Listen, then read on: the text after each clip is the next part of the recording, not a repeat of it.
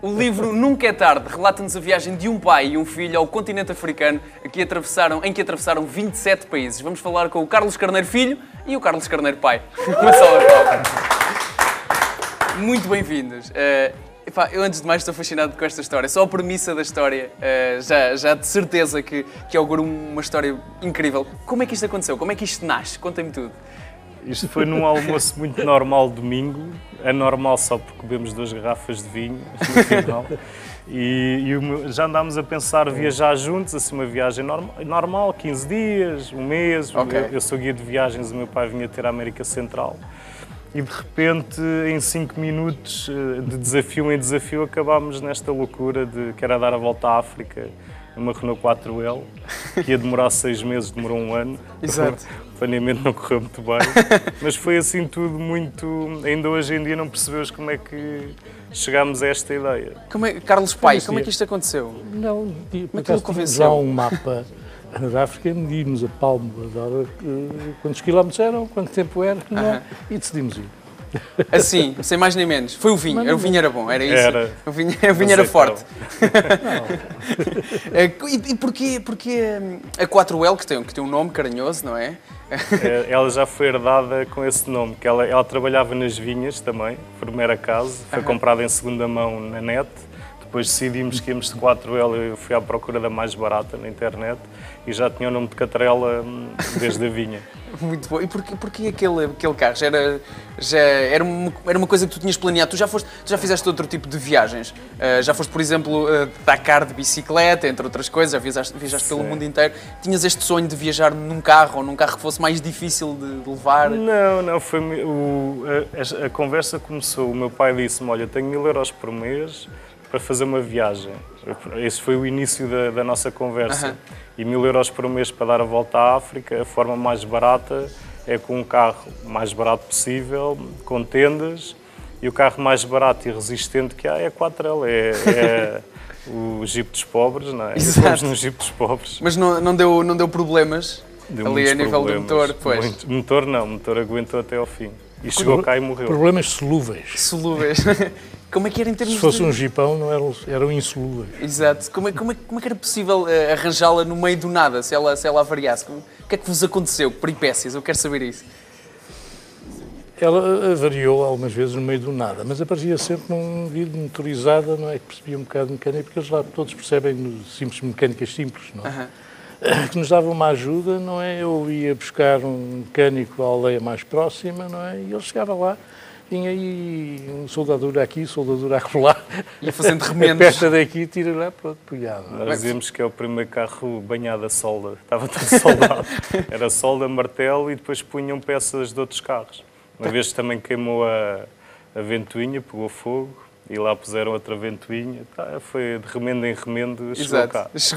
Conseguiu voltar ao destino. Há pouco falavas que esta viagem foi feita, foram dormindo em tendas, não é? Eu sei que uma das curiosidades é que o Carlos Pai nunca tinha acampado na vida. Não. Como é que foi esta experiência aos 70 anos pela primeira vez? Fiz um estágio de 6 dias no Algarve. E esse estágio foi muito útil para fazer aquilo, não é? É claro que... E depois uma pessoa habitua-se. E não há outra maneira de conhecer a África profunda, não seja com uma tenda, não é, a dormir nas aldeias, não é, com as pessoas, ao lado do chefe, porque o chefe da aldeia exige que os cabelos brancos fiquem ao lado dele, porque ele também tem cabelos brancos. Só o meu pai, eu era logo despachado. Não pintaste o cabelo branco, não pensaste nisso. Eles exigem a sabedoria próxima de si. Isso é um ótimo sinal. E é a única forma, de facto, de se viver a África.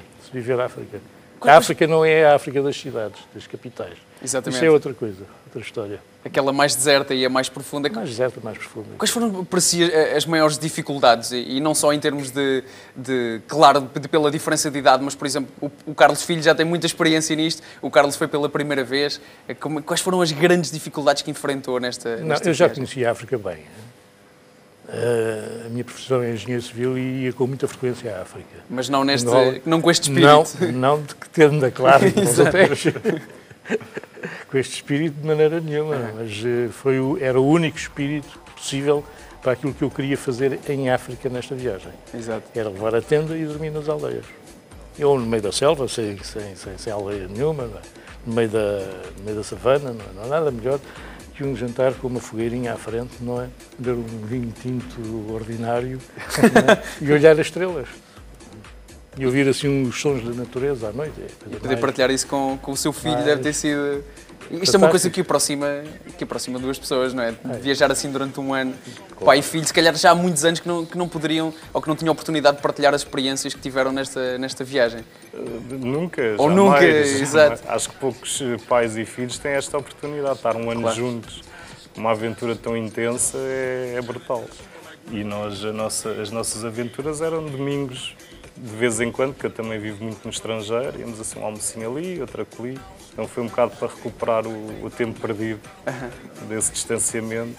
Não, de facto, o que eu gostei mais nesta viagem foram as aldeias onde nós estacionámos, aquelas pessoas que conhecemos, a alegria, a felicidade que se sente naquelas aldeias, naquelas crianças. São gerações que vivem juntas, não é? Desde o avô até ao neto, não é? Vivem todos do mesmo sítio, da mesma natureza, nos mesmos locais, não é? Conhecem-se todos, não é? É completamente diferente do que nós estamos habituados aqui na Europa, nos Estados Unidos. A nossa ideia pré-concebida do que é a África, não é? É totalmente diferente do que, na verdade... Não é que eles são completamente... Não, os bens materiais não existem, não fazem falta. Não fazem falta. E não são a chave, como muitas vezes nós cometemos esse erro aqui da felicidade, não é? Não são. Isso, maneira nenhuma. Isso deve ser tão bom. Bem, é preciso ficar a resta tarde a falar sobre isto. Como é que Carlos Filho, como é que se compila um ano de histórias e de aventuras num livro? Deve ser difícil. A primeira dificuldade é essa, é todos os livros que não se pode escrever, porque há um limite de páginas, tem que ser, senão é uma bíblia que nunca mais acaba.